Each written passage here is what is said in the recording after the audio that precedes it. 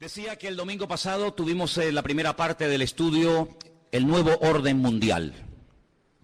A lo largo de la historia dijimos el domingo pasado que el mundo ha conocido muchos sistemas, muchas formas de gobierno, dictaduras, monarquías, teocracia, etc. Pero el nuevo orden mundial, el nuevo gobierno mundial va a ser completamente diferente, aunque tendrá de todo un poco. Será un sistema distinto. En los próximos años, las leyes, el comercio, la política, la economía, todo va a cambiar. Estamos a punto de ver cambios que durante milenios no se han producido, pero el mundo va a experimentar unos cambios tremendos. Y tenemos que saber cómo estar preparados y cómo reaccionar y comportarnos ante estos cambios. Y en el capítulo 13 del libro del Apocalipsis nos habla de un hombre, de un personaje que recibe a lo largo de la Biblia muchos adjetivos, muchos nombres. El anticristo, el cuerno pequeño, el hombre de pecado, el hijo de perdición, God, etcétera. Son nombres que nos hablan acerca de cómo es este hombre. Pero hay un versículo que la semana pasada no tocamos y que yo, antes de entrar a hablar del segundo personaje que juntamente con el anticristo van a llevar las riendas de este mundo en los últimos tiempos, no tocamos, y es el versículo 2, Apocalipsis 13, verso 2. Y ahí se nombran 3 animales diferentes.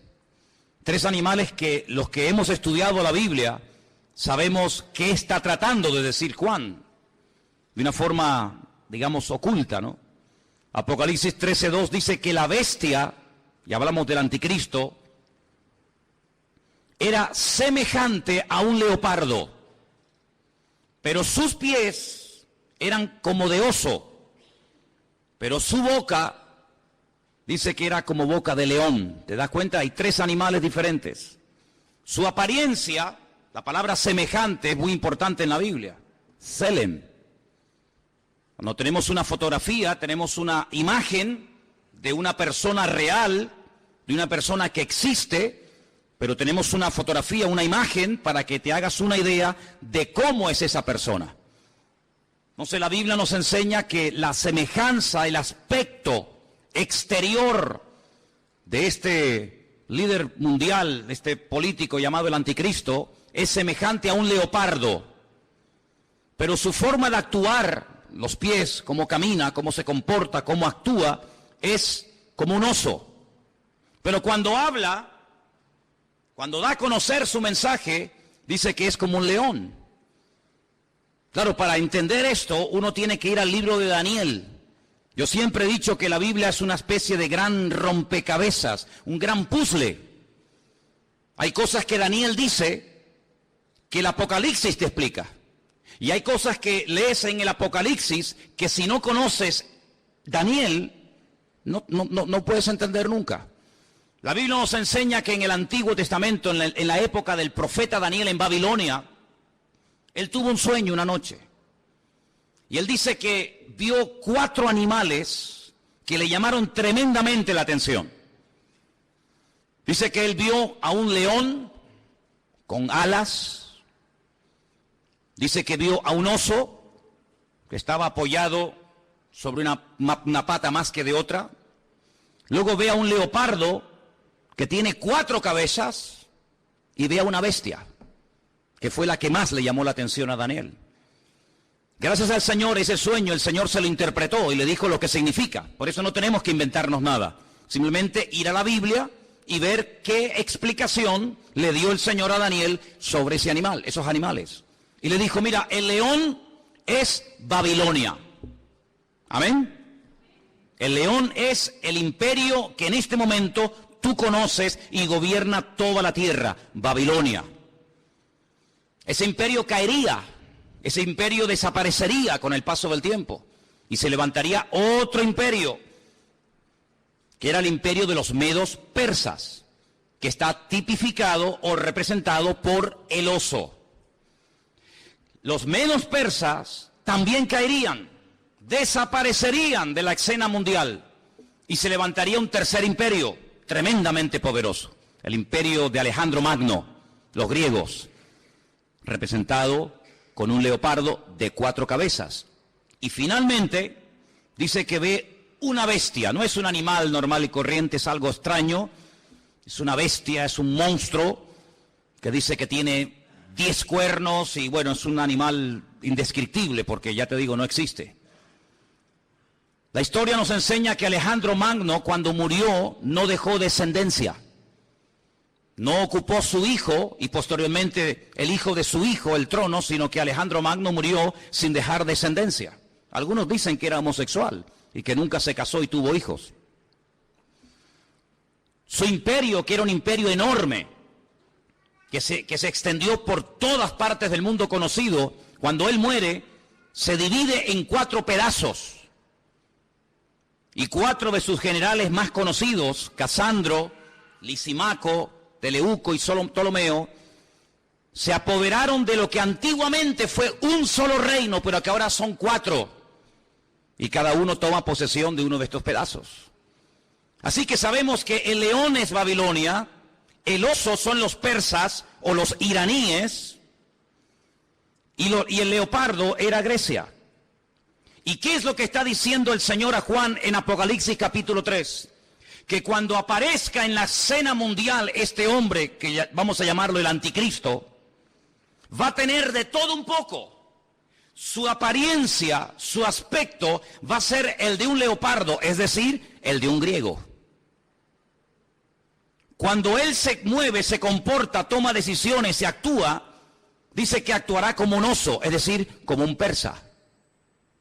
Pero dice que cuando abra la boca y hable, se va a comportar como un león, como un babilónico. Claro, hay que ir a la historia y analizar y estudiar cómo eran esos pueblos. Porque aunque eran todos imperios terribles y paganos y idólatras y despiadados, hay características de unos que otros no tienen. Por ejemplo, los griegos le dieron mucha importancia al aspecto físico, al hedonismo, al vivir bien, al pegarte la gran vida. Pero cuidado, no eran ateos. Los griegos no eran ateos.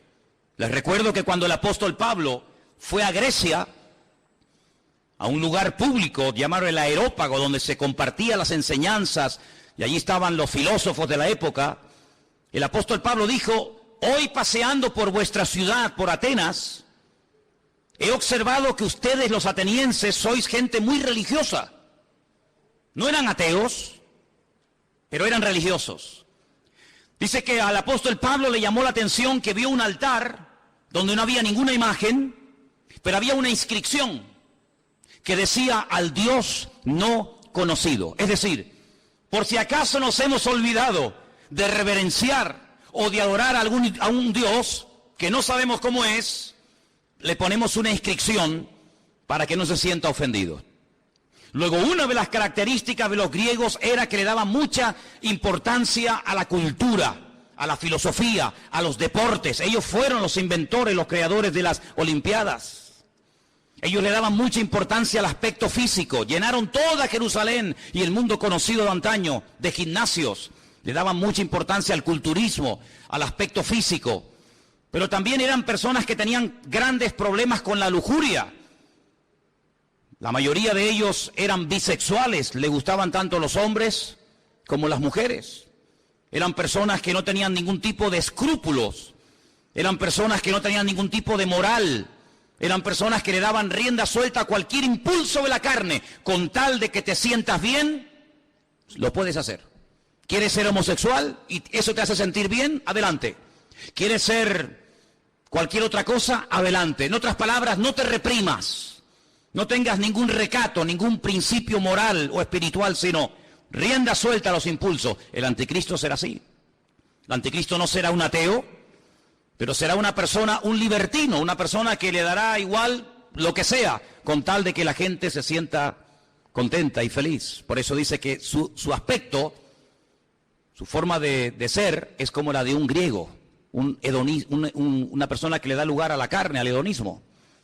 Pero dice que cuando actúa como un oso, como un persa. Y hermano, es interesante notar porque el imperio persa siempre tuvo algo muy interesante entre ellos, y es que siempre tenían una intención de expandir su territorio. Saben que desde hace muchos años ha estado mareando la perdiz los persas, Irán, pero una de las cosas que quieren es, siempre lo han querido y lo han dicho y no lo han ocultado, es la destrucción y aniquilación total y absoluta del Estado de Israel.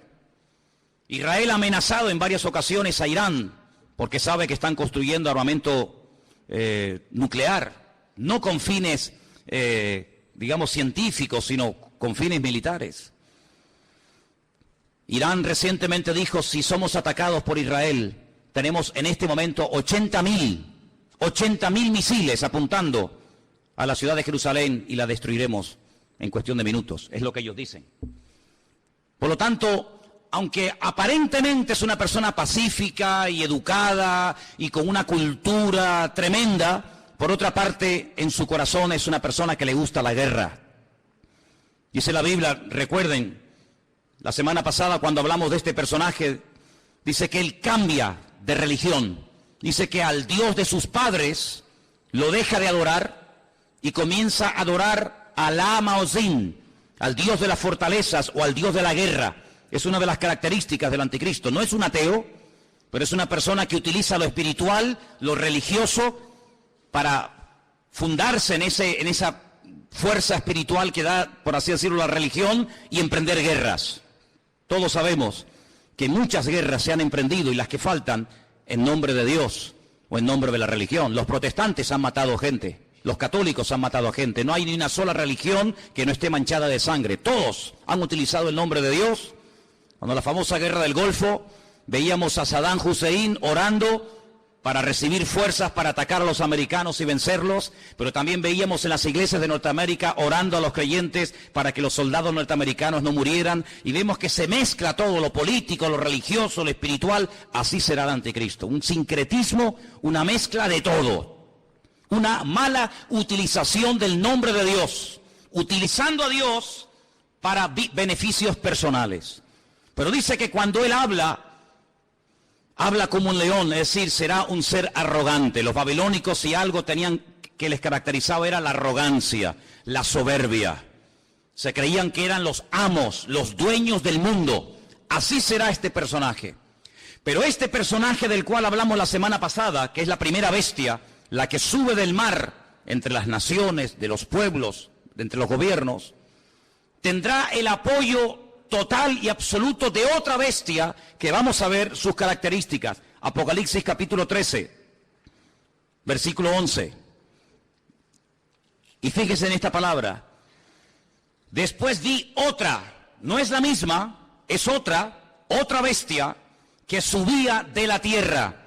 La primera bestia subía del mar, la segunda sube de la tierra.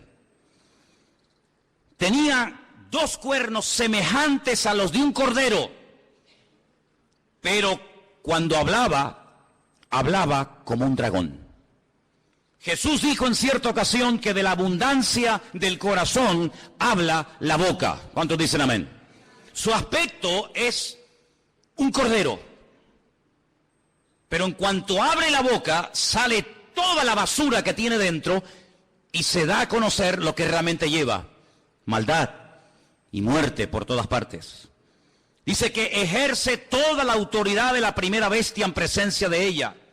Hace que la tierra y los moradores de ella adoren a la primera bestia, cuya herida mortal fue sanada. Versículo 13. También hace grandes señales, de tal manera que aún hace descender fuego del cielo a la tierra delante de los hombres. Versículo 14. Engaña a los moradores de la tierra con las señales que se le ha permitido hacer en presencia de la bestia, mandando a los moradores de la tierra que le hagan imagen a la bestia que tiene la espada, la herida de espada, y vivió. Se le permitió infundir aliento a la imagen de la bestia para que la imagen hablase e hiciese matar a todo el que no la adorase. Verso 16. Hacía que a todos, pequeños y grandes, ricos y pobres, libres y esclavos, se les pusiese una marca en la mano derecha o en la frente. y que ninguno pudiese comprar ni vender sino el que tuviese la marca o el nombre de la bestia o el número de su nombre. Dice, y aquí hay sabiduría. El que tiene entendimiento, dice, el que tiene entendimiento cuente el número de la bestia, pues es un número de hombre y su número es 666. Es decir, que en los últimos tiempos surgirá un nuevo orden mundial. El mundo no será como lo hemos visto hasta el día de hoy, donde cada uno hace lo que le da la gana y cada uno gobierna. No. En los últimos tiempos habrá un nuevo orden mundial dirigido y capitaneado por un presidente mundial que tendrá una fuerza militar, económica y política increíble. Y a este personaje se le conoce vulgarmente con el nombre del anticristo, el que se opone a Cristo, el que quiere suplantar la figura de Cristo. Pero tendrá a una persona que la Biblia lo llama, fíjense qué curioso, falso profeta. Si analizamos toda la Biblia, vemos que la figura de los profetas era algo muy importante. La Biblia está llena de verdaderos y auténticos profetas. Daniel, Jeremías, Isaías, Habacuc, Sofonías, Malaquías, cientos de buenos profetas. ¿Qué era un profeta? Un profeta era un hombre de carne y hueso, como cualquiera de nosotros, con una comunión con el Señor tremenda, que a través de sueños o de visiones o por voz audible recibía mensajes del Eterno, recibía mensajes del Señor para transmitirlos al pueblo de Israel, para que de esa manera el pueblo no pecara, para que de esa manera el pueblo no terminara adorando a otros dioses, para que el pueblo supiera en todo momento lo que tenía que hacer y lo que no tenía que hacer. Un profeta era una bendición para el pueblo. ¿Por qué? Porque era el nexo que unía al pueblo con Dios y a Dios con el pueblo. Era la persona que hacía la función de la boca de Dios. Cuando Dios quería decirle algo al pueblo, hablaba a través del profeta. Pero dice la Biblia, y la Biblia está llena de ejemplos de falsos profetas. Hay capítulos enteros en Jeremías, en Ezequiel y otros libros que nos hablan acerca del daño tremendo que hacían los falsos profetas. Por ejemplo, la Biblia dice que cuando las tropas del rey Nabucodonosor habían rodeado la ciudad de Jerusalén, había falsos profetas que decían, tranquilos, no pasa nada, no se preocupen, vamos a ganar la guerra. Nabucodonosor va a ser derrotado, se va a cansar y se va a marchar a su tierra. Vienen tiempos de paz, vienen tiempos de abundancia, vienen tiempos de prosperidad, pero había uno llamado Jeremías, que era el verdadero profeta y decía, no les crean, les están mintiendo, es mentira, no viene paz, viene guerra. El enemigo no se va a ir, nos va a destruir, nos va a destruir la ciudad, nos va a quemar el templo, va a matar a nuestros jóvenes. Siempre hubieron falsos profetas que engañaban al pueblo. Siempre había falsos profetas que venían supuestamente en nombre de Dios. Y la gente, lógicamente, en muchas ocasiones, le hacía más caso y prestaba más atención a los falsos profetas que a los verdaderos profetas. ¿Por qué? Porque el falso profeta decía lo que el pueblo quería oír. El verdadero profeta muchas veces iba en contra de la voluntad del pueblo. Por eso a la mayoría de los profetas los terminaban matando. ¿No dijo el Señor, Jerusalén, Jerusalén, que matas a los profetas y apedreas a los que yo te envío? ¿Cuántas veces quise juntar a mis hijos como la gallina junta sus polluelos y no quisisteis? La ciudad de Jerusalén pasó a la historia como una ciudad que mataba a los profetas. Porque los profetas confrontaban, los profetas hablaban claro, los profetas no eran aplaudidos, eran gente odiada. Era gente que muchas veces tenía que vivir totalmente dependiendo del Señor porque los querían matar, los querían torturar y querían taparles la boca a cualquier precio. Y curiosamente dice la Biblia que el anticristo tendrá el apoyo incondicional de un hombre que no va a ser un político, recuerda eso. El falso profeta no será un político, será una persona que se encargará fundamentalmente de 4 cosas. Primera, lo hemos leído, versículo 12, hará todo lo posible para que todas las naciones de la tierra reconozcan la autoridad y se sometan a la autoridad del anticristo. Es decir, no atrae la gente hacia sí mismo, sino que atrae la gente hacia el anticristo. Es decir, será en relaciones públicas del anticristo, el que le hará la publicidad, la propaganda, el que irá por los platós de televisión, por las emisoras de radio, el que dará todo tipo de ruedas de prensa y de respuestas a las naciones, presentando a este hombre como la alternativa real y genuina que el mundo necesita. Les puedo asegurar que será conocido en todas partes de la tierra. Un hombre carismático, un hombre que sabrá llevarse bien con los árabes, con los judíos, con los musulmanes, con los católicos, con los evangélicos, con los ateos, con todo el mundo. Un hombre con un don de palabra extraordinario y un hombre que lo que pretende es desviar la atención de la gente hacia el Dios vivo y verdadero y llevarlos a la ruina, diciéndole a la gente, este hombre es lo que el mundo necesita. Este hombre es el que va a solucionar los problemas de la crisis, del paro, los problemas económicos, los problemas entre palestinos y judíos. Este lo va a solucionar todo. Primera función del falso profeta. Segunda, versículo 13. También hará grandes señales. La Biblia no dice qué tipo de señales hará, pero curiosamente menciona una que es tremendamente poderosa. Y dice que hará descender fuego del cielo a la tierra delante de los hombres. Solamente hubo un hombre en toda la historia de la humanidad que en un momento oró y cayó fuego del cielo, demostrando que el Dios que él adoraba y honraba era el verdadero Dios. Y era el profeta Elías.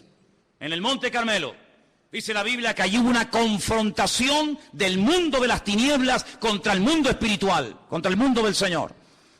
Y el profeta Elías dijo, la respuesta no tiene que ser a través de un sueño, la respuesta no será a través de una visión, a través de un ángel, sino la respuesta tiene que ser algo contundente y visible a kilómetros. Y allí en lo alto de ese monte en el que hemos estado en cantidad de ocasiones, desde donde se tiene una perspectiva de una zona geográfica muy grande de Israel, allí él oró y dice que descendió fuego del cielo y 400 profetas falsos de Baal fueron degollados en aquel día. Nunca más nadie ha hecho eso. Bueno, perdón, una vez unos hermanos en el Nuevo Testamento, cuando fueron a entrar a una ciudad a evangelizarla, a hablar del Señor y no los quisieron oír, le dijeron al Señor, Señor, ¿nos das permiso para que oremos y caiga fuego del cielo y los destruya a todos? Y el Señor les dijo, no, queridos, yo no he venido a eso. Monarjes, hijos del trueno, no les dio autorización para que oraran, para que cayera fuego del cielo. Pero en los últimos tiempos habrá un hombre que por un poder satánico, por una unción falsa, pero poderosa al fin y al cabo, dice que tendrá la capacidad de sorprender a las naciones haciendo caer fuego del cielo. Será una de las muchas señales que este hombre haga. Así que primero intenta llevar a la gente al anticristo. Segundo, hará grandes señales. Tercero, versículo 14. Engañará a los moradores de la tierra con las señales que se le ha permitido hacer. Jesús dijo en Mateo capítulo 24, hoy se ha leído este capítulo aquí en el púlpito. En Mateo capítulo 24 dice que cuando Jesús salía del templo de Jerusalén, los discípulos le dijeron, Señor, observa, qué templo tan hermoso tenemos. Un templo maravilloso, es una maravilla para nosotros los judíos tener un templo tan bonito en nuestra ciudad de Jerusalén. Jesús les dijo, no quedará piedra sobre piedra que no sea destruida. Cuando ellos cruzan el torrente de Cedrón y se van al monte de los olivos, allí 4 de sus discípulos, 4 solamente, le dicen, Señor, ¿cómo? ¿Cuándo? ¿Cómo que va a ser nuestro templo destruido? Dinos, ¿qué señal habrá de tu venida y del fin del siglo? Y el Señor les da un mensaje tremendo que les animo a que lo vuelvan a leer en casa. Mateo 24, también lo tienen en Lucas 21.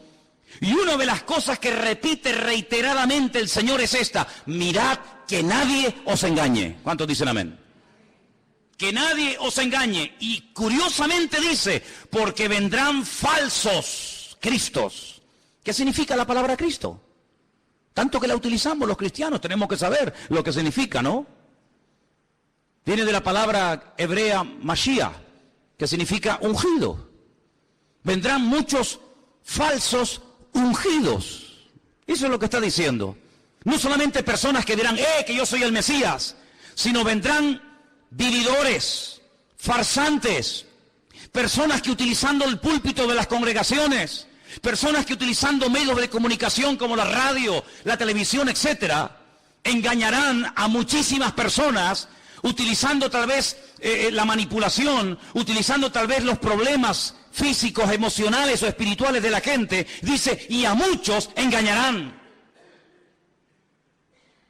Pero el Señor dice, mirad que nadie os engañe, porque no solamente vendrán falsos ungidos, sino también dice falsos profetas. ¿Qué es un profeta? Un profeta es un predicador, ¿sí o no? Es uno que predica, es uno que proclama un mensaje, en este caso un mensaje bíblico, un mensaje de Dios. Dice, pues vendrán falsos predicadores. Y usted dice, pero hermano, ¿sabes lo que estás diciendo? Totalmente. Y ya han comenzado a proliferar por todas partes del mundo. Falsos predicadores, falsos evangelistas, falsos maestros, falsos profetas, que incluso a veces con milagros o con señales llegan a seducir y a engañar a la gente. Y no es algo nuevo, lo estamos viendo de hace 10 años a esta parte, en todas partes del mundo. Pero en los últimos tiempos habrá una persona que será el máximo exponente del engaño y de la mentira, que la Biblia lo llama el falso profeta. ¿Y qué podemos hacer los cristianos? ¿Tenemos la obligación de creer todo lo que los pastores dicen? ¿Tenemos la obligación de creer todo lo que la gente predica en un púlpito? Rotundamente no. La Biblia nos enseña que cuando una persona proclama el Evangelio, y más cuando una persona se llama o se autodenomina profeta, la congregación, la audiencia, el pueblo que escucha el mensaje, tiene que filtrar, tiene que analizar, tiene que escudriñar si lo que este hombre está diciendo es palabra de Dios o es falso. No se puede decir amén a cualquier enseñanza, hermanos. Yo soy vuestro pastor hace 14 años en esta iglesia. Pero el día que yo me aparte del Evangelio, el día que yo me aparte de la verdad, el día que yo les enseñe algo falso, no me crean, no vengan más a este lugar. Porque la Biblia nos enseña que la oveja tiene la obligación de rumiar la comida antes de tragársela. ¿No hablamos hace poco de una de las características de las ovejas? ¿Sí o no?